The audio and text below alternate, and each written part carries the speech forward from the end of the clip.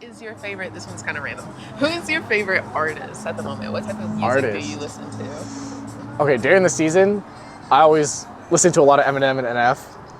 Try to get into like the mindset of like, you know, everyone's my op. Wow. Yeah. Okay. Off season is definitely a lot more chill. I love like J-pop, C-pop, K-pop. Okay. A lot more pop music. In the off season, I'm just kind of vibing, but you know, my game day playlist is like Eminem, NF, a lot of like rap and. Okay, you getting into the vibes. Yeah, just trying to get in the mindset.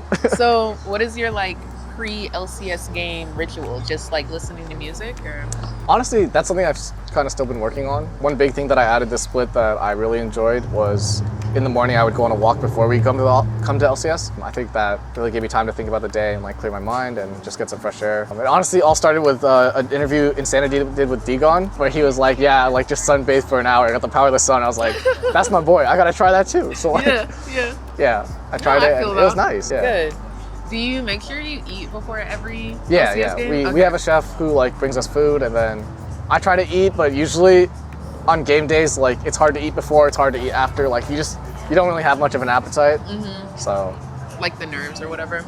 The nerves are probably just the nerves. Honestly, I don't really know either. Like even after we win, if we go out to dinner, like I don't even have an appetite yet. So I don't even know if it's the nerves or like just a mental thing somehow. Which lane do you think is the easiest to play? I think mid or AD is probably the easiest. Okay, valid.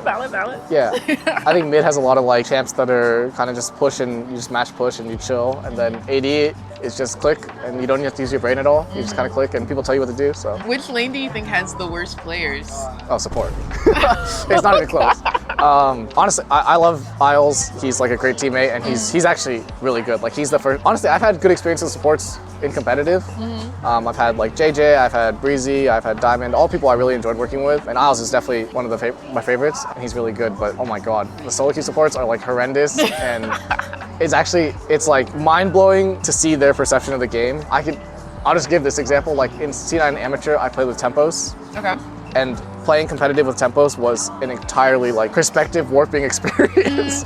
Just because the way he sees the game is like completely different from any competitive player I've ever met. And it was just like insane. And we got a ton of backlash for releasing him and getting Breezy. But honestly, I think people don't understand what we were going through as a team, because he was definitely a solo queue player, and being a Zillion one trick too, it was like he really just had no idea what to do, and he wasn't that open to learning. And I think a lot of the support players in high elo are like that, like the Tank Man, and like there's just a lot of like one tricks who just want to sit bot and do nothing the whole game. I feel that. I know it might be different for high elo, but is there a support champion that when you see it locked in, you're like, oh hell, dude. Oh my god. Yeah, it's Sona. Sona or Zillion is just miserable. Oh like, my gosh. Because they just want to sit there and do nothing for 25 minutes and then hope the enemy team runs at us 5v5 and like just dies, and that's all they can do. And it's so miserable. It's music to my ears. Yeah. Like, oh my gosh, I'm an ADC main. Oh, okay. And whenever I see a Sona locked in, I'm like, I think it's a dodge. Yeah. Like, there's just no reason to play this game, honestly. Yeah, it's so miserable. They stand behind you in lane the entire time. You're playing 1v2. You can't even farm. Yeah. Because, and they love to lock in Sona in the most miserable, like, we'll see a horrible enemy bot lane, and they're like, yeah, Sona. They're like Draven Pike. They're like, yeah, I'm gonna lock Sona here. It's fine. We'll scale. I'll go own 10. It'll be okay. Yeah, no, for sure. Like, bro, come on. Let me not get canceled though. Let's move on. Do you have a side that you prefer playing towards the most? Honestly, not really. I just want to play towards who's winning. Oh, so you like playing towards the winning lane rather than the losing? Yeah, I mean, obviously, I prefer to be on the winning side. So right. If we have a winning 2v2 and a losing 3v3 bot side, then I'll go top. Gotcha. Yeah. We were talking about pro players. So you said Isles is your favorite pro player, like, of all time, or? Some strong words. Maybe not of all time. Okay, so who's your favorite pro player of all time? Like, anywhere. Global. I really like Owner, honestly. I think Valid. His play is really cool. His champ pool is good. He's obviously a winner. The vibes he gives are good, and I got the chance to play with him in Champs Queue, and that was really fun. And I played jungle and he played mid, I think. We were on the same team, and then I was playing Lee Sin, and he was like, wow, your Lee Sin's so good. And I clipped it, and I was like, oh my god, like, that was so cool. I know that has to feel great. Yeah, and I really think it would be really cool to play against him in international, so that's definitely a goal of mine. Whoa. Oh, nice flash. Whoa. Can. 2, 1. No ulti, no ulti. He has E, right? No E. Okay, No E. nice. No flash, no ulti. Nice, so good. Hey, Rishin, you wow. Oh wow! Wow. Wow, wow, wow. You, Honor leasing. Yeah? Oh, oh, no. you so great. Thank you, thank you. I know you're jungle, but if you could pick any individual globally to be on your team, Oh, who would you pick? Like, who do you want to be your left hand man? Right right hand? hand man. Right hand. Yeah.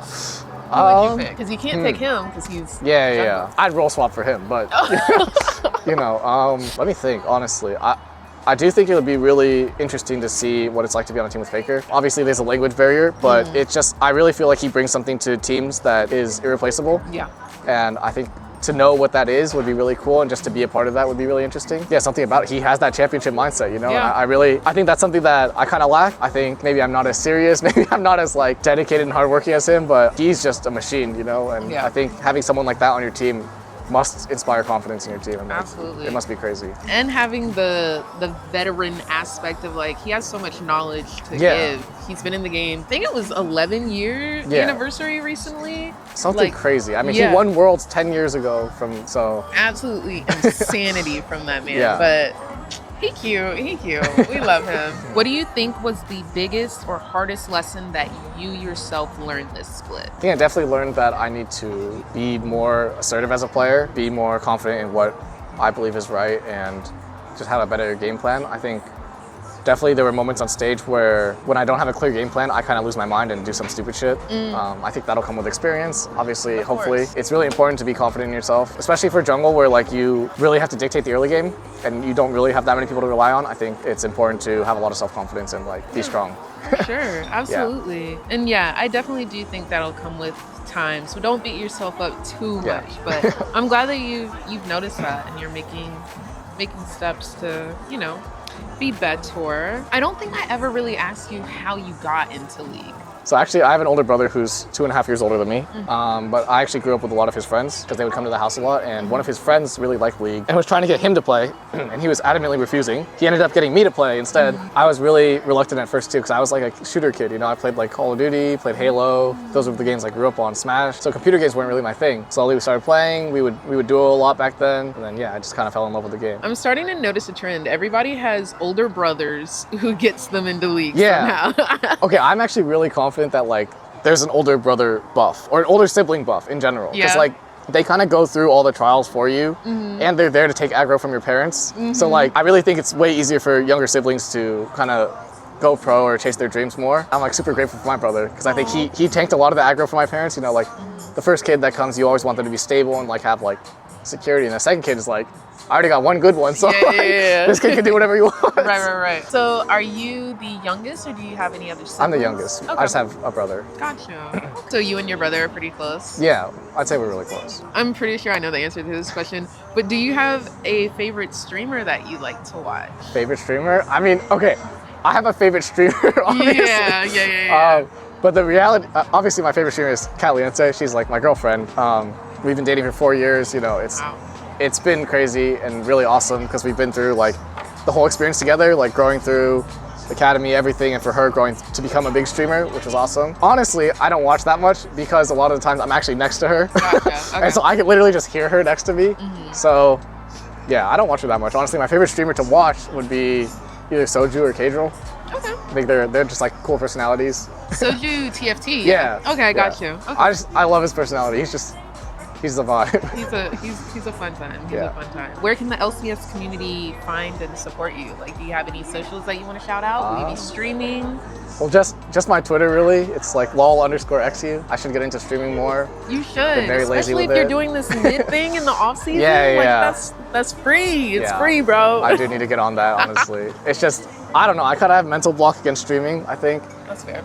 I think it definitely is a hurdle to like talk to yourself, even though you're talking to a chat. It's like you're in a room by yourself. I'm not really over that yet, so. This is like not related to the interview, but you could try like just narrating what you're doing. Like ignore chat, narrate what you're doing, because I think that also gives you a chance to like think through like, oh, is this the right play? Yeah. I'm platinum. Maybe don't take my advice. No, I mean, actually that is good. Like I do find that, because I like to stream to my friends in like Discord, and I do think that when people are asking me like what I'm doing and I explain it, I do make the correct decision more often than not. Exactly. Because a lot of times you just autopilot if you're not like explaining what you're doing. Exactly. And if you're like, I don't know if you are, but if you're the shot caller as the jungler, Yeah. like it'll help you be able to talk to your team better too in terms That's true. of communication. So that's my 2 cents. You don't have to take That it. is true, honestly. Again, I'm some cheeks, so Yeah, I mean, But- Kat's been telling me to stream forever, and honestly, I probably should. What champion do you think you are the most like? Like, who represents your personality? I don't know if I relate to them. I like Lee Sin a lot just because like obviously he's an Asian character, you know, represents our culture, but also just like the fact that there's so many creative plays to do with him and like there's so much game winning, like game clutching plays that you could do with him. I think that really like resonates with me because I like having that moment where it's like it's all on you. Like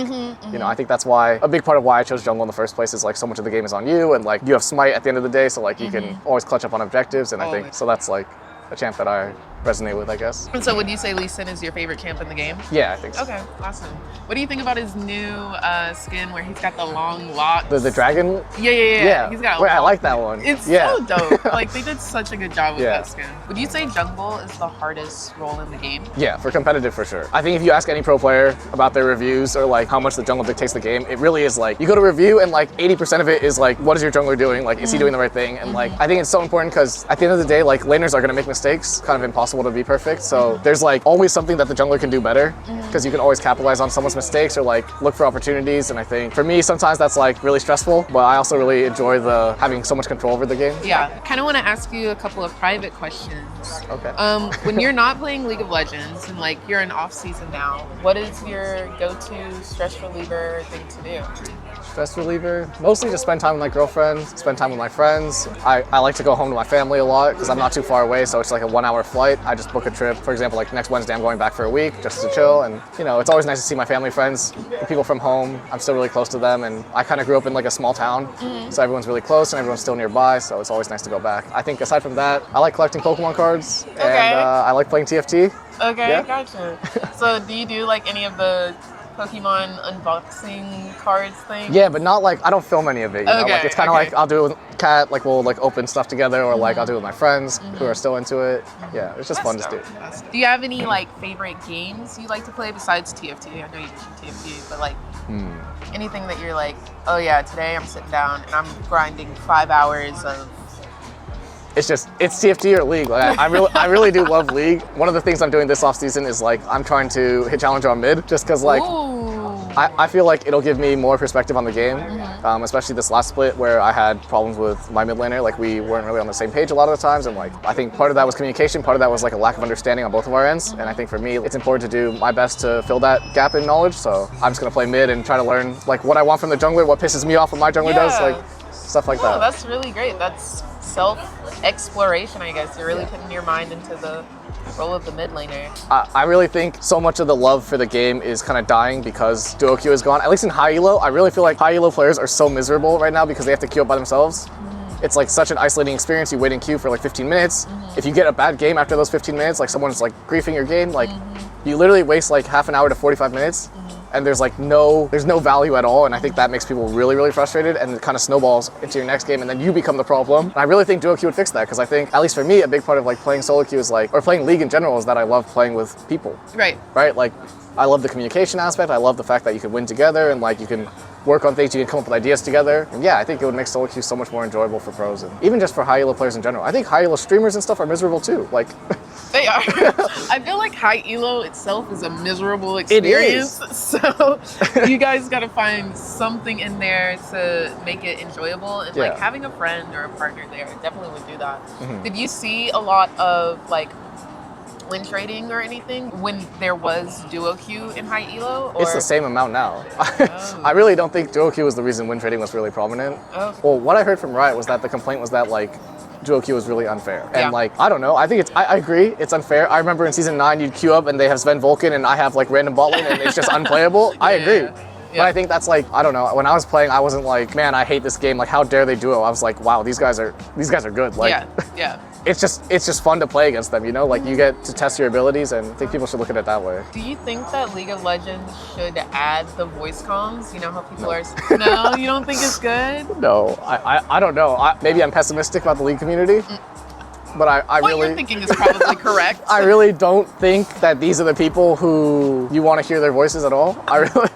I would prefer duo queue where I could just talk to the person that I want to talk to. Okay. I've heard bad things from Valorant. I know that like the pros obviously enjoy it because they can talk to each other, but like outside of that, I've heard so many horror stories of people in voice Right. comms and All right. Thank you so much Yeah. for today. Thanks for doing this. Yeah, we're wrapped. Nice. I forgot what the thing is. That was great though. That was great.